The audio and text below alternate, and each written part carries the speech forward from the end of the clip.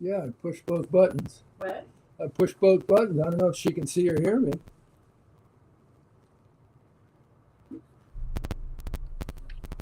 Hello, hello. Everyone can. Dad? Uh-oh. We're testing here. We're just figuring out how to go live here. So hang tight for just a minute. It's fire, isn't it? It's not because you're on mute now.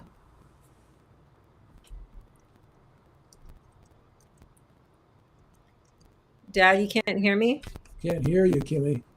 I hear it on Nicole's. Why can't we hear it on yours? Go tell her. Oh, Nicole, try turning his volume button all the way up. Dad, can you hear me now? We'll be right back. Hold on.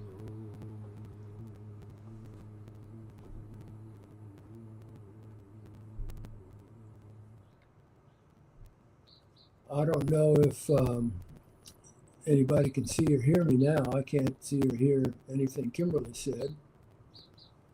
So I'm So just you couldn't hear me? releasing into the mystery. No.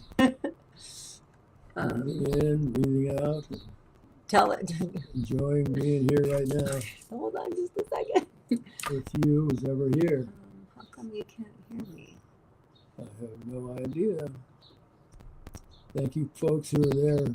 We For see your- you. for your We're just having a patience. little trouble here, so just a second. It's my technical Okay. answer here. Okay.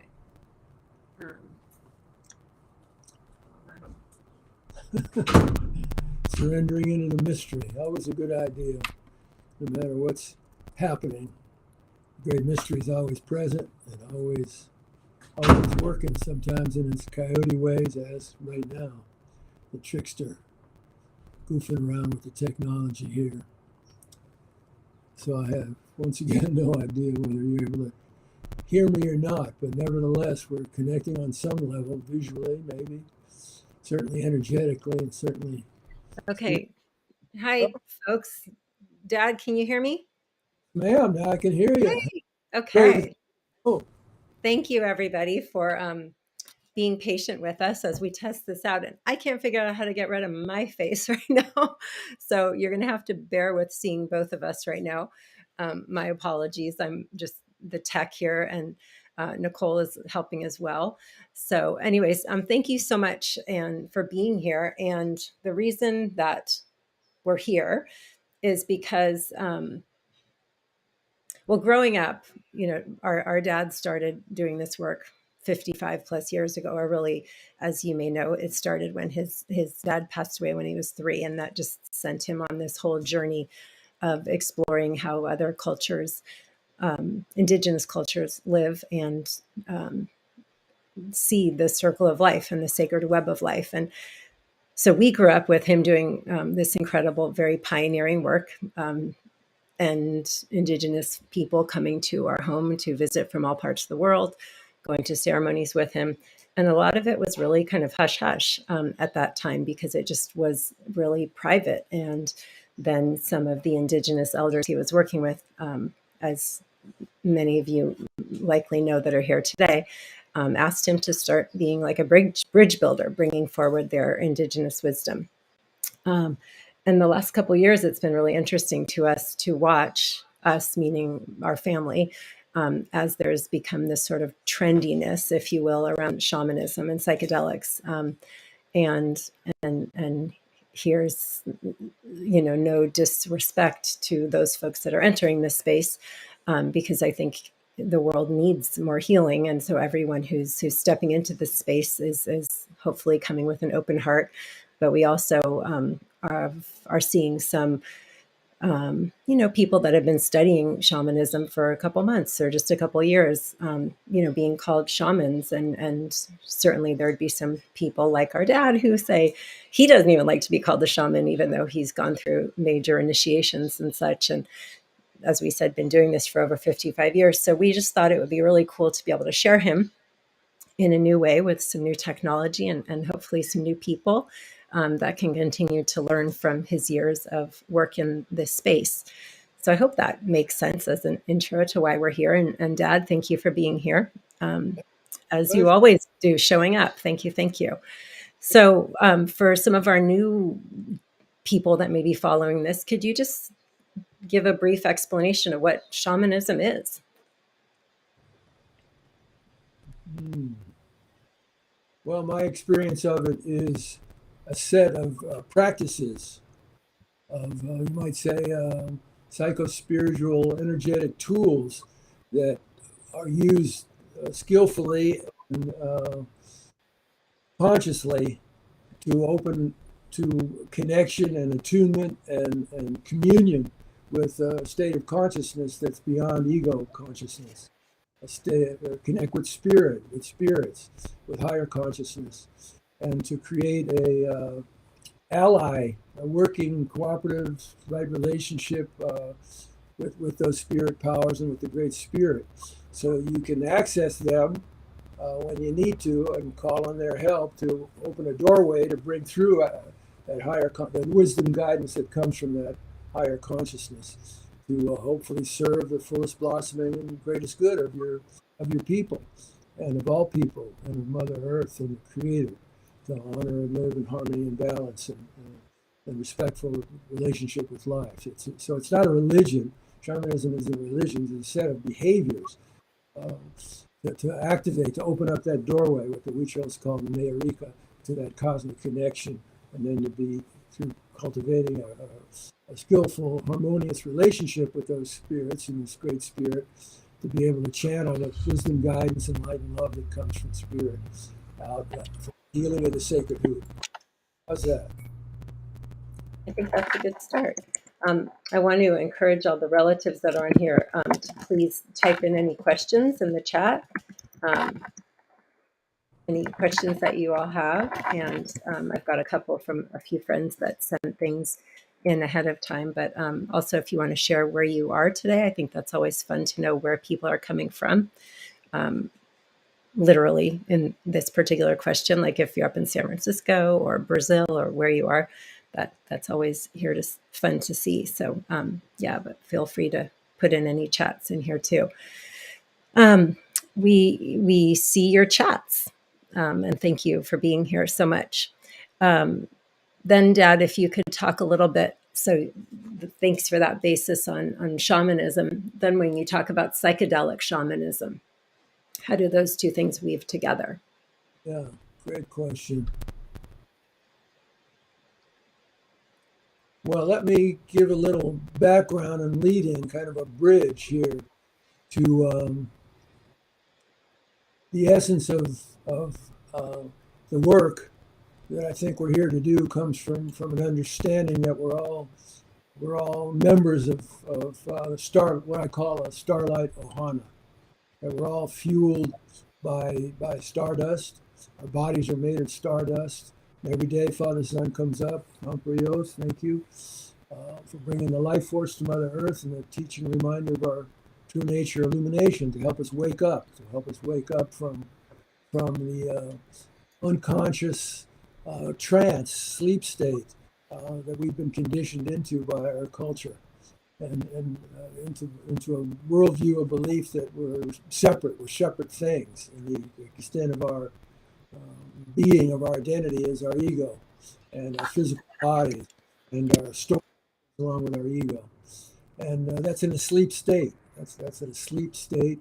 And so the essence of the work of what I call psychedelic shamanism is to wake up and see that conditioning, and then to take the second step of unplugging from that conditioning, and then taking the third step to open ourselves up and connect and attune and commune with the deeper essence of who we are, the oneness with the cosmic consciousness, creative power of the universe, whatever you want to call that, spirit or Tao or great mystery or Holy Mother or whatever you want to call that larger consciousness. So when I speak about as children, all of us, brothers and sisters in the Starlight Ohana, by our birth as human beings and interconnected in that infinite, unconditional light and love, creative wisdom, power of the universe, we're all connected to that oneness, and that is the essence of who we are. So psychedelic shamanism to me is using the tools, the thousands of years of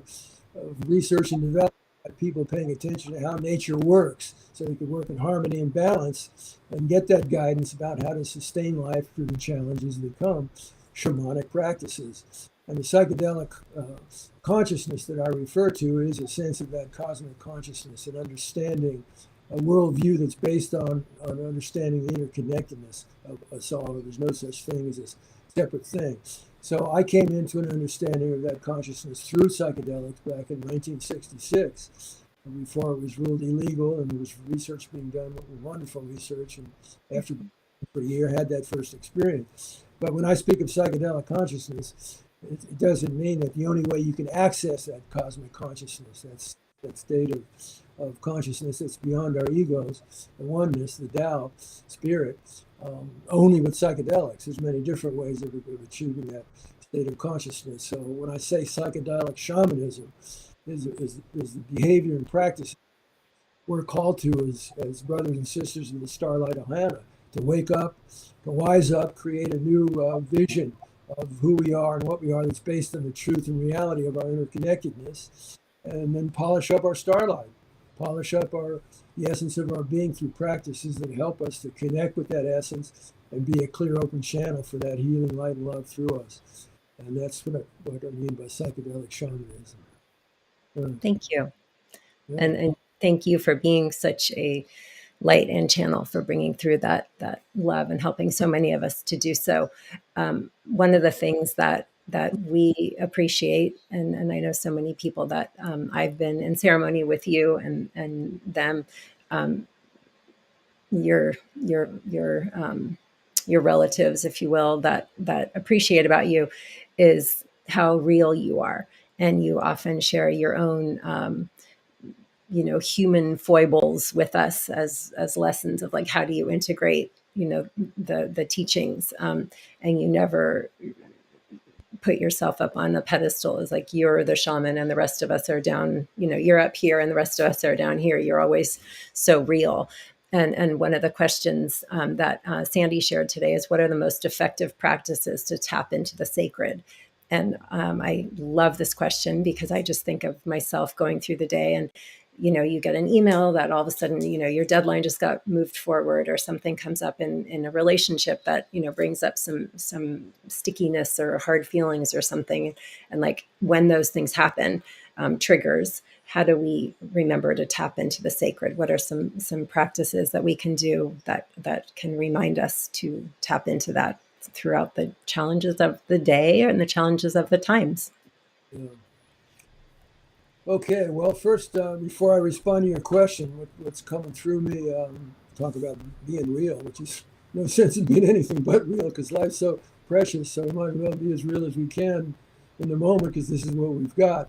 So coming through me is, you just want to give thanks here, and give thanks to all the people listening. Thank you for your lives and blessings on your lives, and thank you for the blessing of your life and your blessings to your family and your work in the world. And gratitude to our ancestor spirits, and gratitude to the ancestor spirits of the land we're living on. So thank you, one and all. Oh, Dios. So one of the simplest practices, I think, is when we get up in the morning. Every morning, at some point in time, Father Sun comes up and cuts through the darkness of the night. We don't have to pray for that. We don't have to ask for that. It's a gift of grace from the cosmos. Every morning, through the rotation of the earth, Father Sun comes up, and we witness the power of illumination to cut through the darkness. And it can be pretty seductive in these times that we're living in, to be seduced into that darkness of despair and depression and anger and reactivity and resentment, and to all the injustice and horrible things that are happening in the world, and that the media so well portrays. But every morning, this event, this cosmic event, happens in the east. The sun comes up, and it melts away. It dissolves the darkness, and it's a teaching from nature about the power of illumination to cut through darkness. And it's a might say a medicine teaching, reminding us of our true nature. We're sacred, worthy, luminous beings. We're beings of light. Our bodies are made of atoms from exploding stars. Our bodies are made of stardust. We're fueled by that gift that comes in every morning from the east, the power of illumination that reminds us, if we open to it and pay attention to it, of our true nature. So one of the best things that I know of is when I get up in the morning, number one is to recognize not everybody went to sleep last night, got up this morning.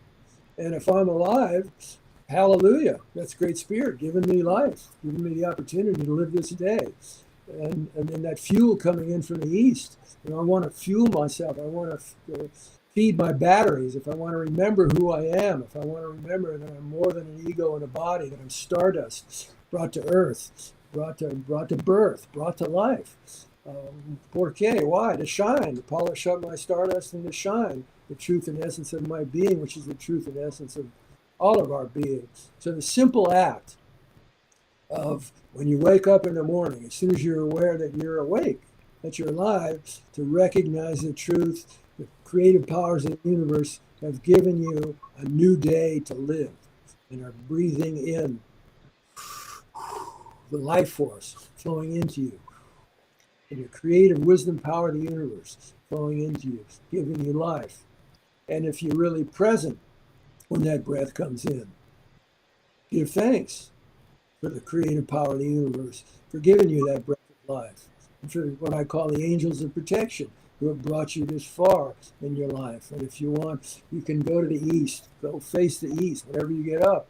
And whether it's cloudy or rainy or snowing or stormy, and you can't see physically Father Son, he's up there because it wouldn't be daytime. Sometimes you got to work a little harder to connect with it. But every morning, without fail, there's this huge power vortex of sending in that life force. If you need some juice, if you need some reminder, if you need some inspiration, if you need some power, just face the east and open yourself up to that power. Father, Son, thank you for shining today. And give thanks.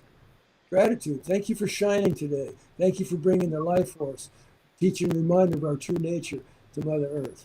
Thank you. I open the doorway in the top of my head to my higher consciousness. I open my eye, my spiritual eye, to see you, see through the illusions of separation. Open my ears to hear your guidance for my life.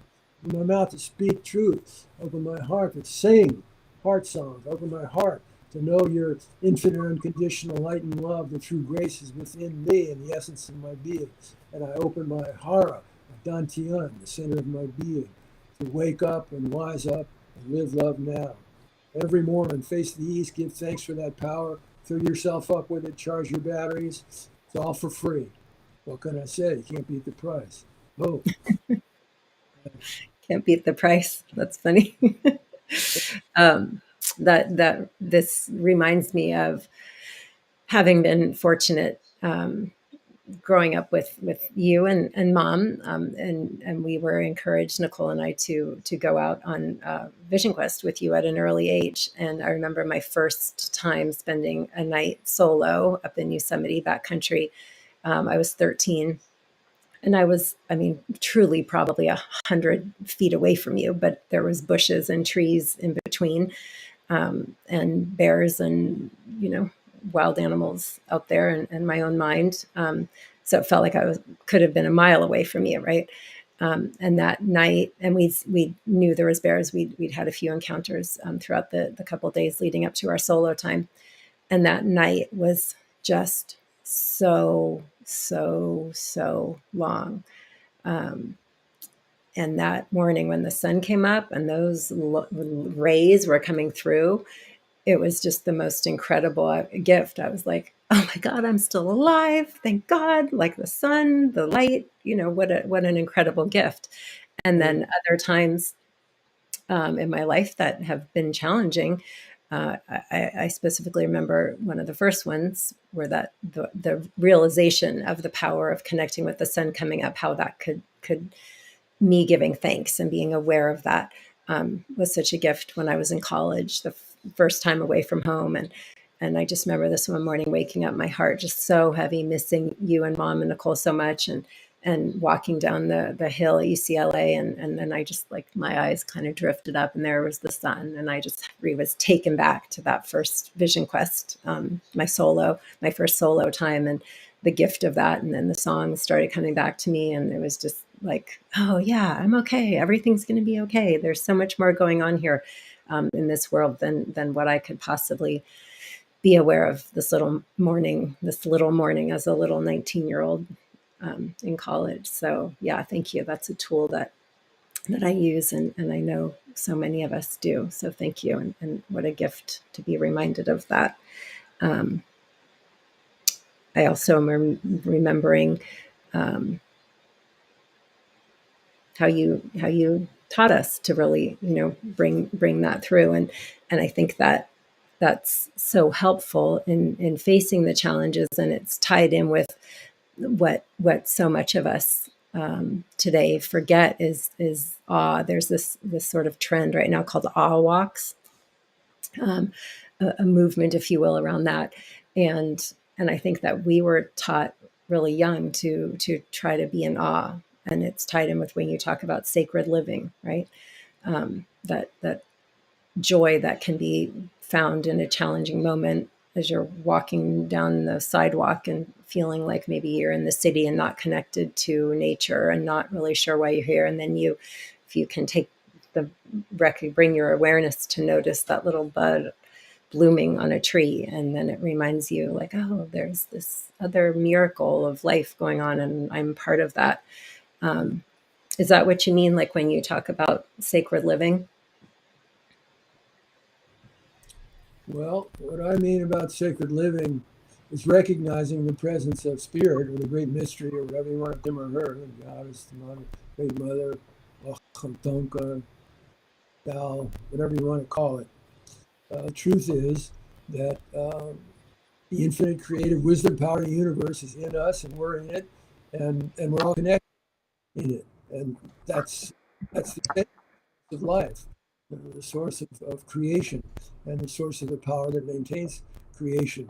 So that presence, spirit's presence, God's presence, the goddess presence, is in everyone and in everything and everywhere and all the time, and always seeking to work for the fullest blossoming, greatest good. But in this middle world of tricky coyote actions, it's not guaranteed that fullest blossoming and greatest good will come through. And that's why we're giving our lives. I think that's why we're giving our lives as brothers and sisters of the Starlight Ohana. We're not here by accident. We have purpose. We all have a spark of divinity inside of us. We all have our connection to that creative wisdom power of the universe, and particular gifts that each of us have been given, with a responsibility to grow them and nurture them, discover them and grow them and nurture them in fullest blossoming, and to give them back to our people, to give them back in service to the higher will and healing of the sacred hoop. And so the opportunity in being alive each day is, we're only given one day at a time. There's no guarantee we'll be given the next day. So in recognition of our interconnectedness, our interbeingness, our oneness, every opportunity, every connection we make, both on the physical plane as well as in our minds and our imaginations, Spirit's present. Spirit's present, and asking us, how do you want to use this gift of life that I'm giving you? I give you free choice. You can use it to fuel the unconsciously conditioned patterns based on perceptions of separation and create pain and suffering, or you can use it to open your awareness to Spirit's presence and being a channel for Spirit's light and love to that person and that situation that you're in throughout the day.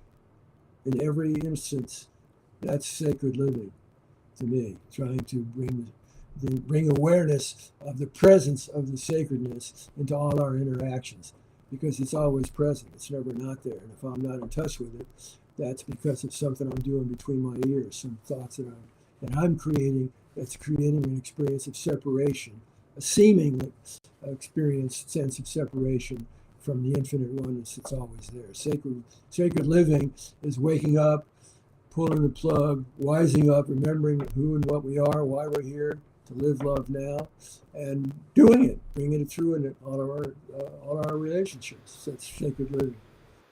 And it's been, and before we go on to whatever else coming through, I just want to give thanks to you, Kimberly, and Nicole, not present here, and also our friend Pilar, who's helped with technology setting this up, and all three examples of the wisdom of the feminine. And how important that together here to open a channel for whoever listens, whatever spirit wants to bring through, and that comes from listening, intuitive listening, which I think is the essence of the feminine energy. So you and your sister and your mom supporting us behind us, and Pilar, wisdom of the feminine channels for that beauty, power, wisdom of the feminine. If I hadn't, if spirit hadn't learned how to listen to that, I'd be in more trouble than I'm in right now. Thank you. Yeah, thank you. So that's that. There's like a little part of me, you know, I'm always a little bit more, I don't know if cynical is the right word than you, more challenged maybe. And I see another question from Ryan here, and he's asking about like, how can we work with seeing what we can't see sometimes, like when the feelings of depression or anxiety are coming through more than we're seeing the light or we're feeling that sense of connection. You know, and you know, you reference like it's all in here. That's making us feel disconnected. But how can we work with that when we're not feeling that connection and we're not seeing that light? Well, what works for me is giving myself permission to feel or experience whatever I'm experiencing. So cultural conditioning from Eurocentric society is that certain feelings are bad. We shouldn't feel that way and feel guilty if we feel that way, or it's, you know, too threatening to our ego's sense of who and what we are. And so there's resistance to the flow of what is in the moment. And healing comes from joining with the truth of what is. So a starting place for me, if I resist what's going on, it creates more separation and more tension and more uptightness and more constriction and therefore more inflammation and more suffering. So a starting point for me, if I'm seeking healing, is in my humanness, to accept my humanness, that whatever signal or stimulus triggered my, whatever it might be, my anger, my self-pity, my depression, my, you know, whatever manifestation of my neurosis and my ego stories of wounds, and it can manifest creatively in the moment, is to just face it, face the truth of what I'm experiencing in the moment, and notice, give myself permission to notice how I experience it energetically in my body. And very importantly, don't identify my identity with it. Oh, I'm experiencing differentiation between I'm experiencing anxiety or fear or depression or despair or negativity. Oh, that's what my awareness is noticing that my organism is experiencing in the moment. Just noticing it, breathing in and breathing out. So there's no resistance. Just that, when there's no resistance, I just take some time to breathe in and breathe out, and begin to shapeshift my experience of that quote unquote negative feeling or state that I'm feeling.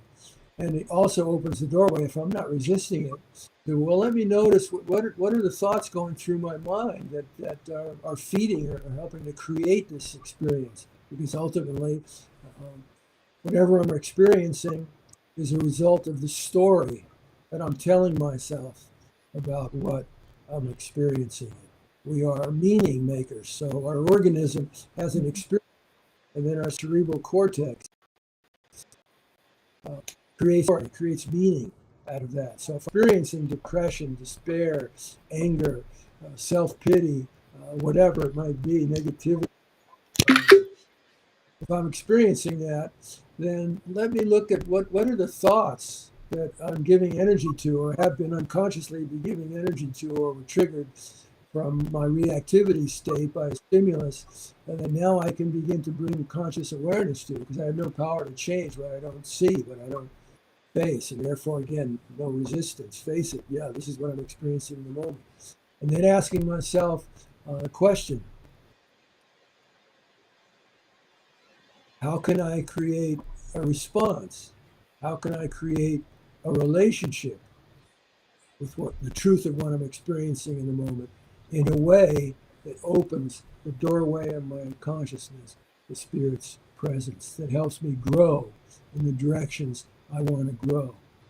What quality that then I have to self-reference my intentions for my life, my values for my life. What are the states of consciousness? What are the states of being that I want to have grow stronger in my life? How are they going to grow stronger? They're going to grow stronger by practices, consistent, disciplined practices that help me open my consciousness, and simultaneously paying attention to what's going on here between the ears, the stories I'm telling myself in a moment, that block that awareness, that close my awareness to the presence of Spirit in person, situation, whatever I'm experiencing in the moment. So it's not just nurturing the positive qualities, but it's also paying attention to the shadow, to the trigger reactivity responses to a particular stimulus that grabbed hold of my cerebral cortex and running the show. There it is again. There it's coming up. How can I create a relationship to this and use it consciously instead of being victim to it? And as soon as you ask yourself that question, as soon as I ask myself that question, how can I create a response to the truth of what I'm experiencing that grows me in the directions I want to grow? I'm immediately busted into, well, what are those directions I want to grow? And there you cycle back to when you get up in the morning in your given life and you fuel yourself up with that sun.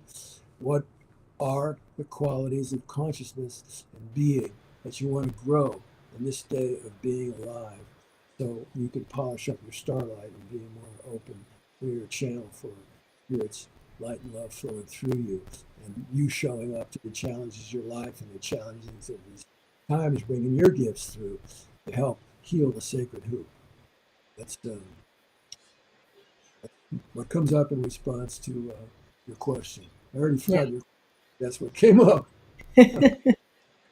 How to remember that we are sacred, worthy, luminous beings, as you remind us to say when we're feeling depressed or anxious or sad. And I also think of just the actual technical aspects of our lives too, because like we with 24/7 news feeds and all the different streams that of information coming to us in the natural world, through storms. I mean, we just had major snow down here in Southern California, which is like not common, right? So it's like nature giving us feedback. Challenges, as beautiful as it was certainly different.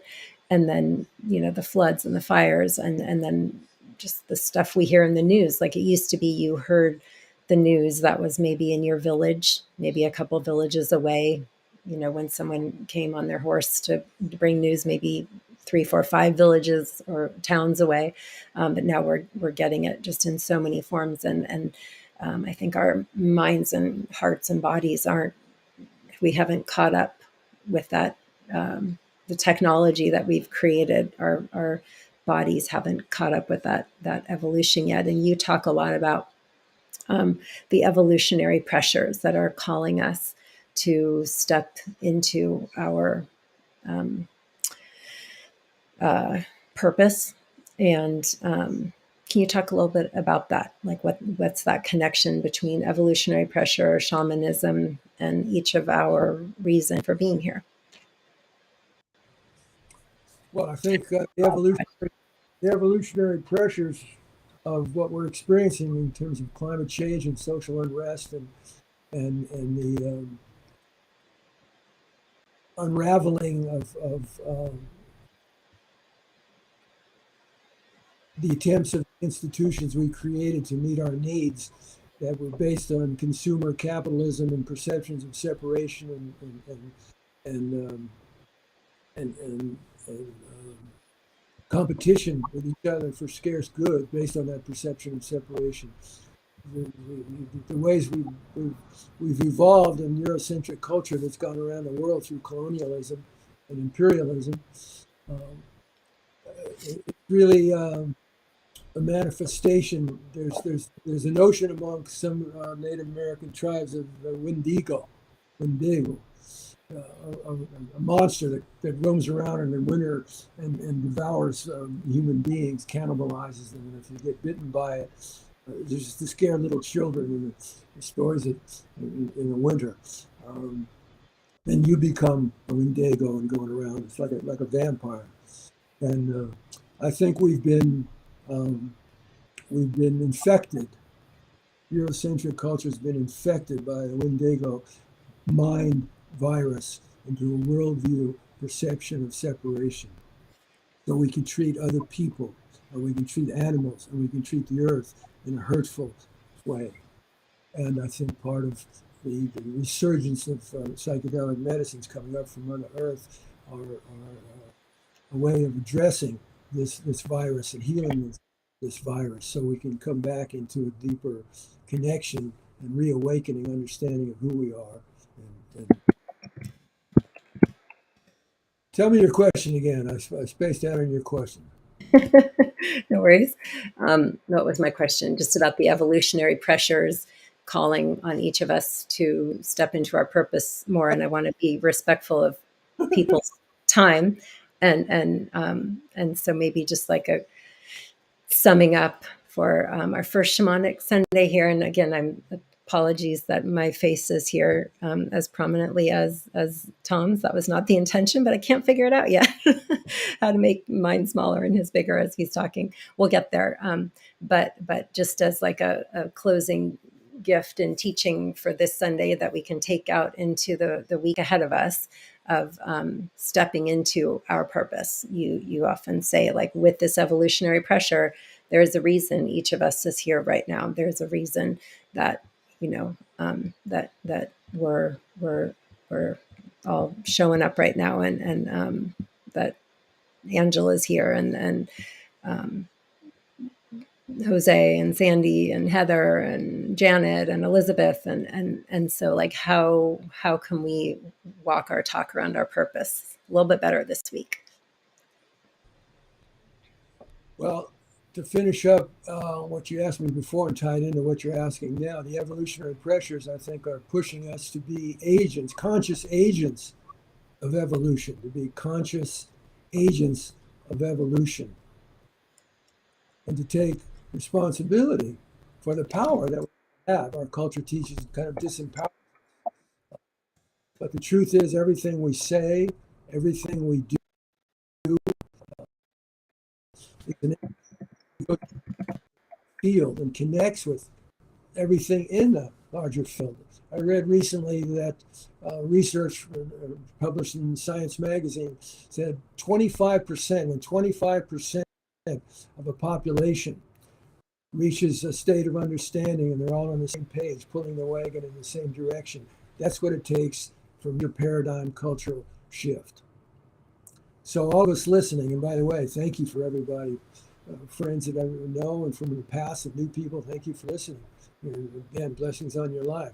But we're all part of the 25%. We wouldn't be listening here right now. So to take in the truth that you make a difference, and what you say and what you think make a difference. And we're always broadcasting into the field. We're never not broadcasting into the field. And the question is, what are we broadcasting? So when we wake up, wise up, and live love now, we choose that as our intention. Wake up, wise up, and live love now. If you're alive, if you're breathing, no matter what's going on internally, in the field, in the situation, you have everything to wake up, to wise up, remember the truth of who you are. I'm a sacred, worthy, luminous being. I am love. I am loved, and my love is forgiving and receiving. So live love now. The more of us that make a choice to focus our attention on doing that, then we're growing toward that critical mass of 25% to open the Eureka, to bring through cultural change to a world and a society that's based on love instead of fear. Right. Thank you. And when Elliot is asking when the 75% seem to be winning, how do we deal with that? and the silent majority not necessarily feeling like they're being heard and winning. How do we keep showing up as light and love and sacred beings? Everything's, excuse me, everything starts with intention. Everything starts with intention. So if we hold the intention to wise up, then wising up means remembering we're all connected.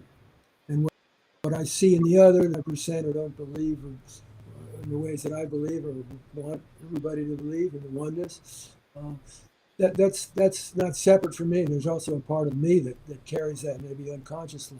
So I need to bring that compassion and acceptance of those aspects inside of myself, and then recognize under the 75% of whatever you want to call it are asleep. They're asleep to the true reality of our interconnectedness. And so what's going to help open up? What's the best energy to help open up? Waking up is sending that person healing light and love for their being. Sending healing, light, and love to that 75% being.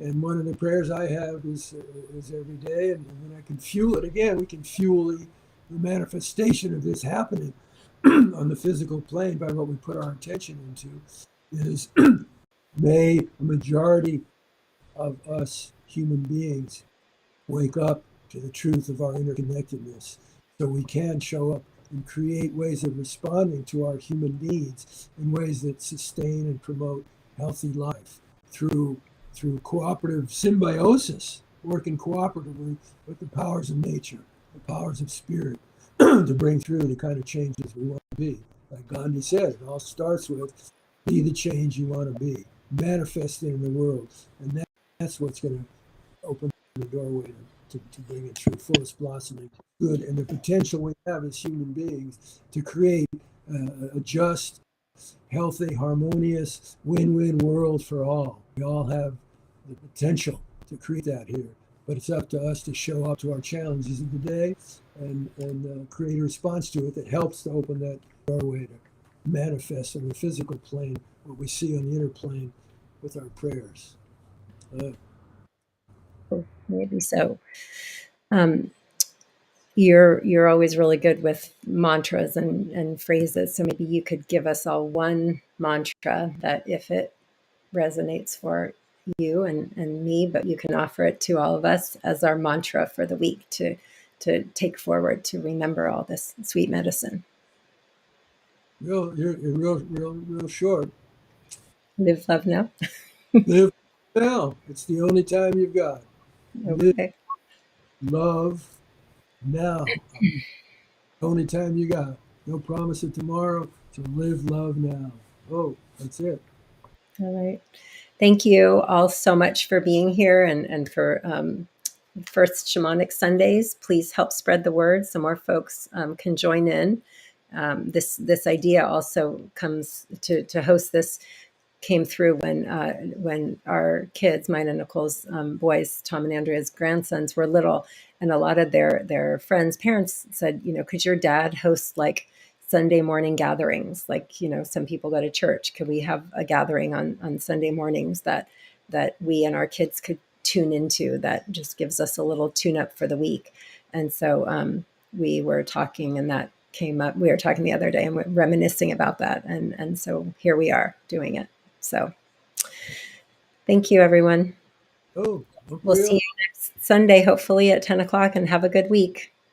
Adios.